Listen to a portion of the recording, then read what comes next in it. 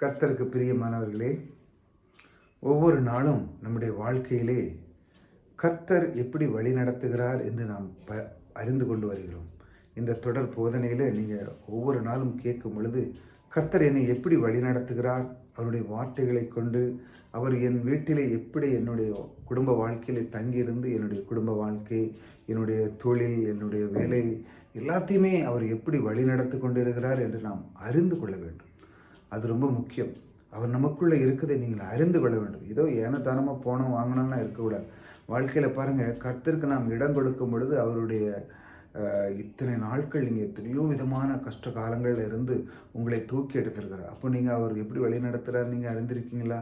அதே போல் ஒவ்வொரு நாளும் உங்களுடைய குடும்பத்தில் பொருளாதார செழிப்பு வர வேண்டுமா, இல்லை பொருளாதாரத்தில் நீங்கள் பின்தங்கி இருந்தீங்கன்னா அதை இப்போ நீங்கள் அதிகமாக பெற்றிருக்கீங்க. அப்போ கர்த்தர் எப்படி வழி நடத்தியிருக்கிறார்? என்னுடைய வாழ்க்கையை அவருக்கு நான் ஒப்பு கொடுத்தேன், அதனால் என்னுடைய வாழ்க்கை சிறப்பாக இருக்கிறது. நான் என்னுடைய வாழ்க்கைக்கு தேவையான எல்லாத்தையும் நான் அதை கற்றுக்கொள்ளவுக்கு ஒரு பிரயாசப்பட்டேன். அதன் மூலமாக தேவன் எனக்கு அதை பலத்தை கொடுத்தார்.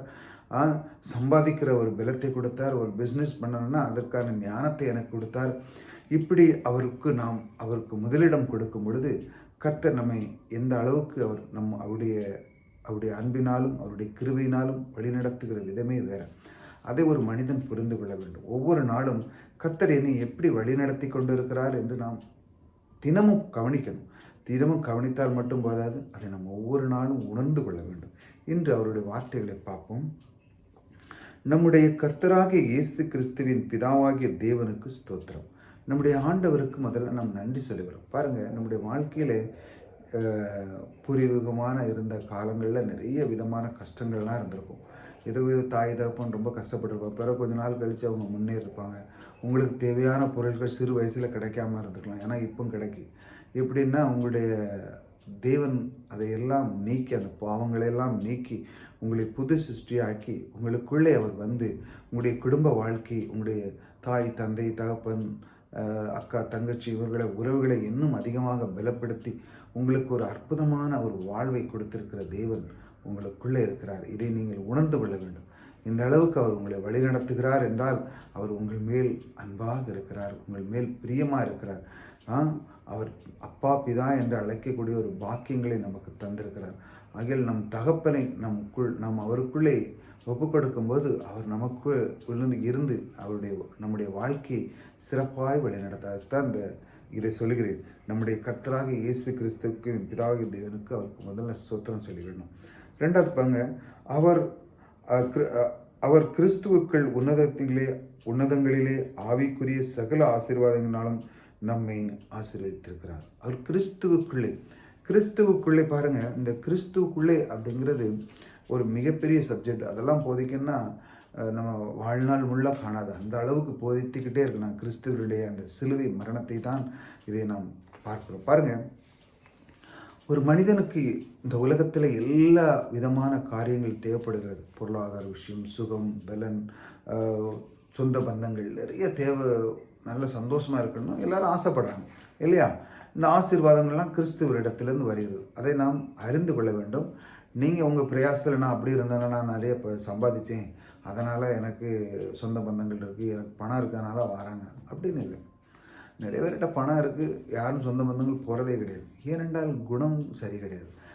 அவங்களுடைய பேச்சு திறன், அவங்களுடைய எண்ணங்கள்லாம் சரி இருக்கிறதுனால எவ்வளோ பெரிய இருந்தாலும் கேட்டான் சொல்லுவாங்க, பணம் இருந்தால் உன் வீட்டில் இருக்கட்டுப்பா, என்கிட்டலாம் காமிக்காத அப்படின்னு போக மாட்டாங்க.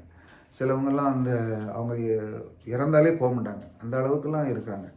அந்த மாதிரி ஆட்கள்லாம் ரொம்ப கஷ்டமான சூழ்நிலை. எவ்வளோ தான் செல்வம் இருந்தாலும் கஷ்டம். ஆனால் நிறைய பேருக்கு செல்வங்கள் இருந்தும் தேவனை அவர்கள் உள்வாங்கிக் கொள்வார்கள். இந்த ஐஸ்வர்யம் எப்படி எனக்கு கிடைத்தது என்றால் தேவனுடைய பலத்தினால் கிடைத்தது. ஐஸ்வர்யத்தை சம்பாதிக்கிற பலன் அவர்தான் எனக்கு கொடுத்திருக்கிறார் என்று அவன் வேதத்திலிருந்து அறிந்து கொள்கிறான்.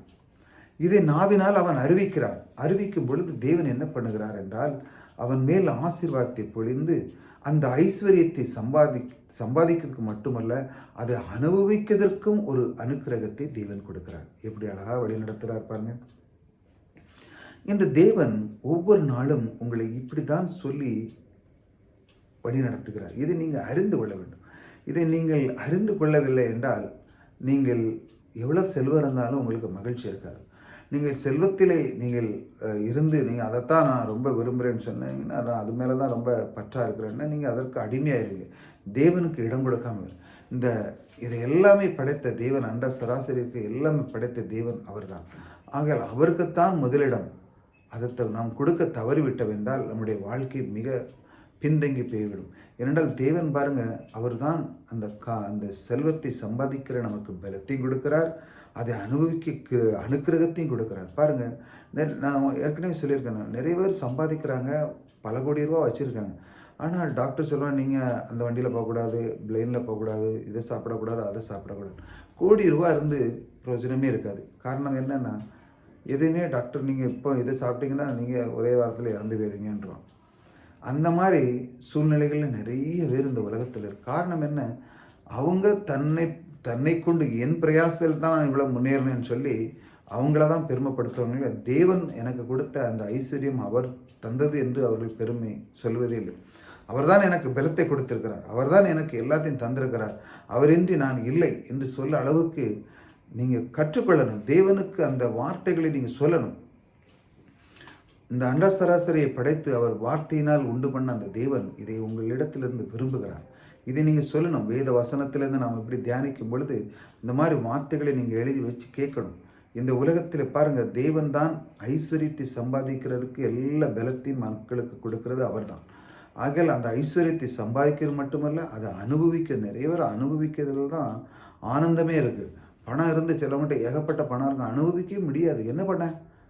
இந்த உலகத்தை நிறைய பேர்கிட்ட கொஞ்சம் கொஞ்சமாக இருக்கும். சிறுமை கர்த்தருக்கு பிரியமாக இருந்து சேமித்து வருஷத்துக்கு ஒரு தடவை வெளியே போவாங்க, ஊருக்கு போவாங்க, மற்ற இடத்துக்கு போவாங்க, சந்தோஷமாக இருப்பாங்க, திரும்ப வருவாங்க, கர்த்தருக்கு நன்றி சொல்லுவாங்க. இது என்னென்னா, அவனுக்கு சம்பாதிக்க பலனையும் கொடுக்குறார், அனுபவிக்க கொடுக்குறார். எப்படி பாருங்கள், நம்முடைய கர்த்தர் இந்த அளவுக்கு உங்களை அவர் வழி நடத்துகிறார். பாருங்கள், அதுதான் சொல்ல, கிறிஸ்துக்குள் உன்னதங்களில் ஆவிக்குரிய சகல ஆசீர்வாதங்களும்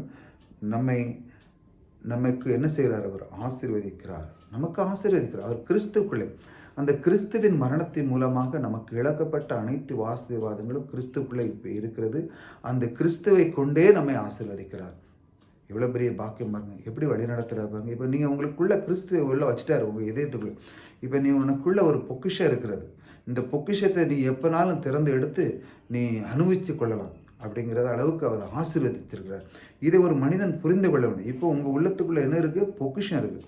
இந்த பொக்கிஷம் நீங்கள் என்ன தேவையோ அதை நீங்கள் தேவனுடைய வார்த்தையை கொண்டு நீங்கள் எடுக்கும்போது உங்களிடத்துலேருந்து ஒரு அமிர்த சுரவி சொல்லுவாங்களா, எடுக்க எடுக்க குறையாதது போல் இப்போ தேவன் உங்களுக்குள்ளே கிறிஸ்துவனுடைய ஆசீர்வாதத்தை வைத்து விட்டார். ஆகையால் நீங்கள் இப்பொழுது பொக்கிஷமான ஒரு ஆலயமாக இருக்கிறீர்கள். நீங்கள் தேவனுடைய ஆலயத்தில் உங்களுக்குள்ளே மிகப்பெரிய ஒரு பொக்கிஷம் இருக்குது. இந்த பொக்கிஷத்தை நீங்கள் அறிந்து கொள்ளும் பொழுது உங்களுடைய வாழ்க்கை, உங்களுடைய எல்லாமே மகிழ்ச்சியாகவும் சந்தோஷமாக இருக்கும். நீங்கள் எதை பற்றியும் கவலைப்படாங்க. இப்படி தான் தேவன் உங்களை வழிநடத்துகிறார் வார்த்தையை கொண்டு. தொடர்ந்து இந்த மாதிரி வார்த்தைகளை கேளுங்கள். கர்த்தர் ஒரு நாளும் உங்களை கைவிடாத தேவன். அவர் ஒவ்வொரு நாளும் கர்த்தர் உடைய வார்த்தையை கொண்டு வழிநடத்துகிறார். நீங்கள் சோர்ந்து போகாதீர்கள். கர்த்தருடைய வார்த்தைகளை ரிசீவ் பண்ணி உங்களுடைய உள்ளத்திலே வையுங்கள். அது விதை போன்று உங்களுக்கு அது கனி கொடுத்து உங்களுடைய வாழ்க்கை சிறப்பாக இருக்கும். கர்த்தர் உங்களோடு கூட இருக்கிறார். கர்த்தர் உங்களை ஆசீர்வதிக்கிறார்.